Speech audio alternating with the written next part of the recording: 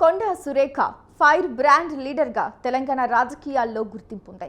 స్వశక్తితో ఎదిగొచ్చిన leader. Party ఏదైనా తన రూటే సపరేట్. ఏ పార్టీలో ఉన్నా సొంత రాజకీయాలకు ప్రాధాన్యం. సొంత ఇమేజ్ కలిగిన కొండా సురేఖ, ఆమె భర్త కొండా మురళి ముక్కు సూటిగా మాట్లాడతారన్నది జగమెరిగిన సత్యం. దీని కారణంగానే కొండా దంపతులు తెలంగాణ రాజకీయాల్లో ఎప్పుడూ హాట్ టాపిక్కే.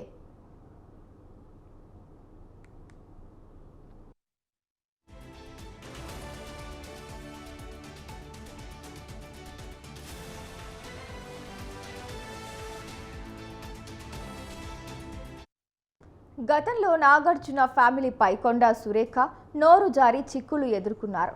తాజాగా ఆమె భర్త కొండా మురళి కారణంగా ఇక్కట్లు పడుతున్నారు. ఓ దశలో మంత్రి పదవి ఊడుతుందన్న ప్రచారమే జరిగింది. ఇక తాజా వరంగల్ ఎపిసోడ్తో కొండా సురేఖ దంపతులు ఒంటరయ్యారు. వరంగల్ కాంగ్రెస్ నేతలందరూ ఒకవైపు, కొండా దంపతులు ఒకరు మరోవైపు అన్నట్లుగా ఓరుగల్లు రాజకీయం నడుస్తోంది. మాకెదురొచ్చినా మీకే రిస్కు, మేమెదురెళ్ళినా వాళ్ళకే రిస్కు. కొరివితో తలగొక్కున్నా ఒకటే, కొండా దంపతులతో పెట్టుకున్నా ఒకటే. వరంగల్ మొత్తం ఇప్పుడు ఇలాంటి డైలాగులే రీసౌండ్లో వినిపిస్తున్నాయి. జిల్లాలో కొండా ఫ్యామిలీ నోరు ఎక్కువైందని వరంగల్ కాంగ్రెస్ నేతలంతా ఒక్కటై పోరు చేస్తుంటే, కొండా దంపతులు ఒంటరిగానే కౌంటర్ ఇస్తున్నారు.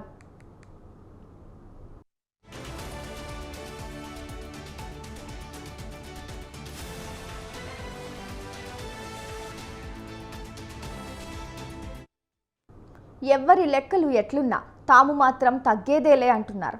తమకు ప్రజా బలముందని, అదే తమ ధైర్యమని చెబుతున్నారు. దీంతో ఇన్నాళ్ళు నిపురుగప్పిన నిప్పులా ఉన్న వరంగల్ కాంగ్రెస్ రాజకీయం రాజుకుంది.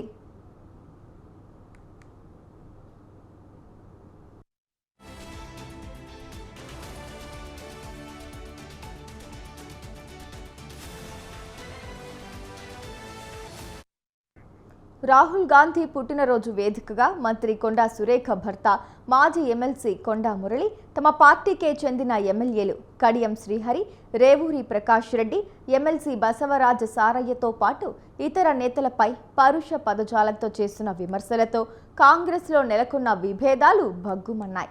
ఇదే సమయంలో అగ్నికి ఆజ్యం పోస్తూ మంత్రి కొండా సురేఖ భద్రకాళి బోనం వ్యవహారంపై ఎమ్మెల్యే రాజేందర్ రెడ్డిని విమర్శించడం, కడియం శ్రీహరిని ఉద్దేశించి విమర్శించడంతో సమస్య మరింత జటిలమైంది.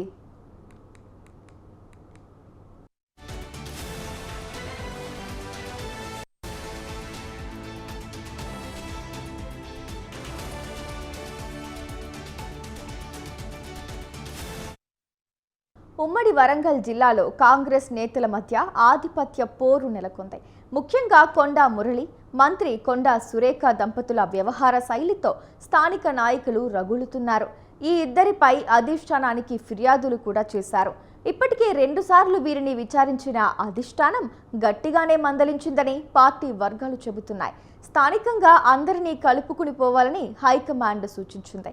వివాదాలకు కడుదూరంగా ఉంటూ పార్టీని డెవలప్ చేయాలని కూడా ఆదేశించింది. అయితే కొండా మురళి మాత్రం పైకి విన్నట్టు చెబుతున్నా తెరచాటున మాత్రం ఆయన దూకుడు వదలడం లేదు.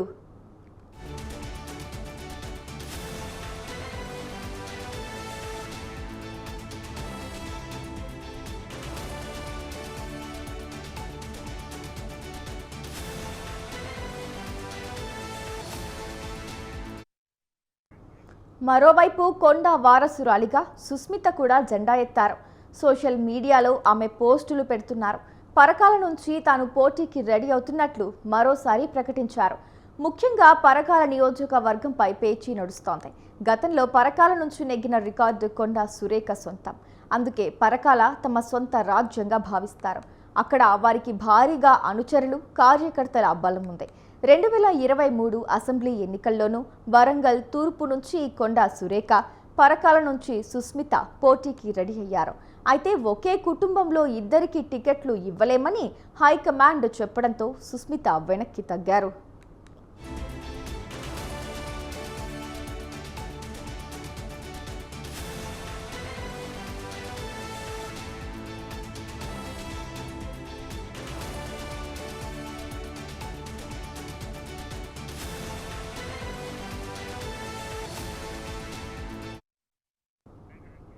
2028 అసెంబ్లీ ఎన్నికల్లో పరకాల నుంచి నిలబడాలని ఉవ్విల్లూరుతున్న సుస్మిత ఇప్పటి నుంచే ఆ దిశగా అడుగులు వేస్తున్నారు.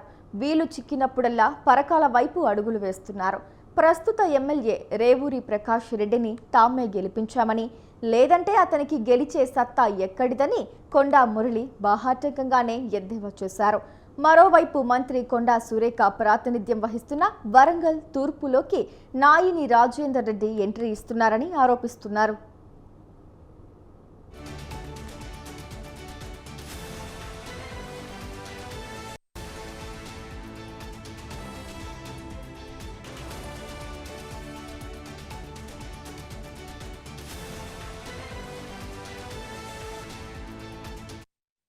సుస్మిత ఎంట్రీపై కొండా దంపతులు వ్యాఖ్యానించాల్సి వస్తే తప్పుకుంటున్నారు. ఆమె తమ బిడ్డ అని చెబుతూనే సుస్మిత కూడా స్వేచ్ఛగా నిర్ణయాలు తీసుకునే అవకాశం ఉందని వ్యాఖ్యానిస్తున్నారు. తమ కూతురికి ఎమ్మెల్యే అవ్వాలనే ఆలోచన రావడంలో తప్పు లేదన్నారు. ఎవరి ఆలోచనలు వారికి ఉంటాయని, తన భవిష్యత్తును ఎలా ప్లాన్ చేసుకోవాలో నిర్ణయించుకునే హక్కు సుస్మితకు ఉందన్నారు. పార్టీ నిర్ణయానికి కట్టుబడి ఉంటామని చెప్పారు.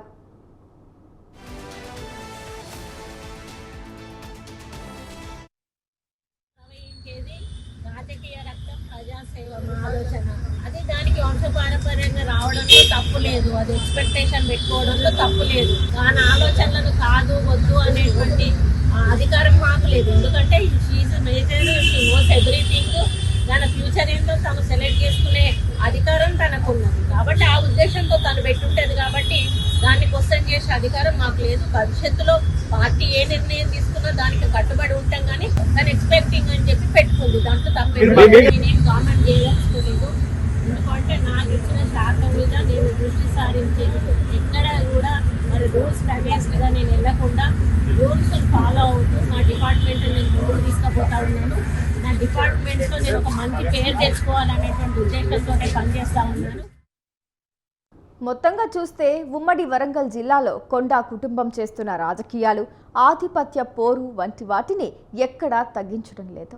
తాను ఎన్నో కేసులు ఎదుర్కొన్నానని, అయినా ఎవరికి భయపడలేదని కూడా కొండా చెబుతున్నారు. ఈ నేపథ్యంలో అసలు కొండా వ్యూహం ఏంటి అనేది కూడా చర్చకొస్తోంది. అవకాశం, అవసరం అనే రెండు పట్టాలపైనే ఎవరి రాజకీయమైనా ముందుకు సాగుతుంది. ఈ రెండుకు దరకే గతంలో కాంగ్రెస్ నుంచి వైసీపీలోకి, తర్వాత బీఆర్ఎస్లోకి కొండా ఫ్యామిలీ వచ్చింది. తర్వాత మళ్ళీ కాంగ్రెస్ తీర్థం పుచ్చుకున్నారు.